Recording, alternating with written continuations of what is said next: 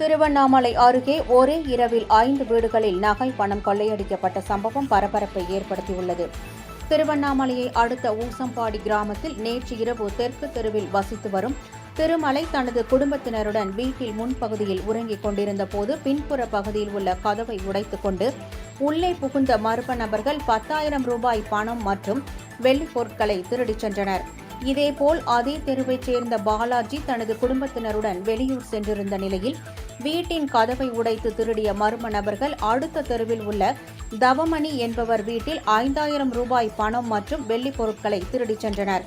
3 வீடுகளில் கைவரிசை காட்டிய மர்ம நபர்கள் 4வதாக மூதாட்டி ஜெகதாம்பாள் வீட்டில் ஒன்றும் கிடைக்காத நிலையில் அடுத்து வெங்கடாச்சலம் என்ற முதியவர் வீட்டின் பின்புறமாக நுழைந்து 4,500 ரூபாய் பணம் மற்றும் 1.5 பவுன் நகை மற்றும் வெள்ளிப் பொருட்களை திருடிச் சென்றனர்.